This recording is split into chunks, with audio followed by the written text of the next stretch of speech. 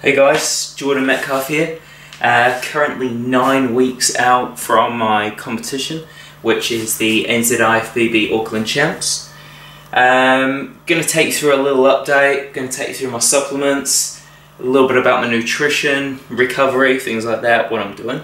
So, 9 weeks out, I am recovering from a little bit of food poisoning, which is why I'm looking a little bit flat. I've been spewing my guts out for the past 2 days, so just trying to get back on track from that. Just a little obstacle. One of the big reasons why I started prep 14 weeks out, just in case anything like this happened. Because if I started, now, then I could have lost that shape, or it's just a bit too close to the comp to be getting food poisoning, if you know what I mean. So because I started early, because I've been losing that body fat a little bit earlier than I guess I normally would, it hasn't impacted as much. I can get back on, sort out my nutrition. I've been hydrating over these past 2 days. I lost a lot of fucking water. So back on track, hopefully. Should be looking good in next few days, back to where I was before. So, supplements. Alright, I believe that these are a massive part of accomplishing my goals and also getting me where I want to be on stage for my contest prep.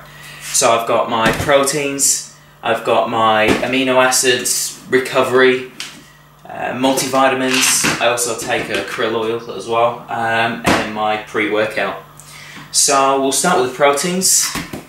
I just have my normal 100% whey isolate, that's Dymatize Elite. Nice and cheap, 25 grams a serve, fucking perfect. I'll take this in the morning and also post-workout, get that protein kick after the workout. CASEIN. That's also quite a good one for muscle Pharm. I have that before bed. Then I have good old Xtend. This is a during workout, basically just a whole lot of BCAAs and amino acids and things like that to help with recovery.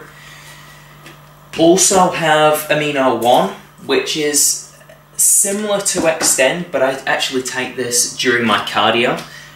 This is during my weights, so I'll do an hour-and-a-half weight session sipping on this stuff, and then I'll do 20 minutes cardio after my weight session sipping on this stuff. The reason I do that, a lot of guys are like, why the fuck do you take 2 amino acid supplements? But this one's really good in terms of giving you all the amino acids you need to prevent that muscle breakdown. So does this, but this is a little bit more concentrated. So the last thing you want to fucking do is gain all this lean muscle mass, and especially for me and all you guys out there competing in physique, bodybuilding, or just wanting to put on a bit of size. The last thing you want to do is put on that lean muscle mass and then fuck your cardio up and start using your muscle as energy, and then all of a sudden you've lost some of that hard work that you've been working so bloody hard to achieve. You're losing it. So I think that recovery is extremely important, because when you're in the gym, that's the time that you're damaging, tearing, and breaking down that muscle. Well, not breaking down, but I guess damaging, and all these things here. Your recovery, your nutrition, your massage, your stretching, your things like that, that's what actually helps, build the muscle. So I find that probably the most important part of, my supplement line, is basically recovering that muscle, growing that muscle for the next session. Optimum, that's my multivitamin, just to make sure that there's so many bloody vitamins in here that I'm not sure if you get through food. I probably do, I'm not sure. But you know, that just covers all bases. Hopefully you might be deficient in a particular vitamin if you're taking a multi. So that's pretty good. Take that in the morning with my krill oil and also my pre-workout. Not in the morning, pre-workout. I take this Juggernaut Infinite Labs. It's a really good one. A lot of focus, a lot of pump, bit of energy.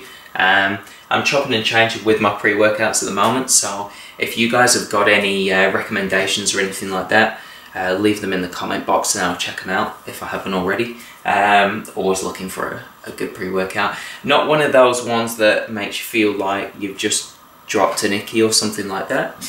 I know like a few of my mates love the ones that make you want to eat the weights rather than push them. I'm more of a focus type of guy, so if you've got any that, you know, focus, pump, things like that, comment box, I'll check them out. In terms of my recovery, I ranted a little bit before about how important I find recovery. I also use this bad boy, which is the black rumble roller. That's the harder version. They also have a blue one, but it's, you know, that one's harder. I use this post-workout pretty much every day.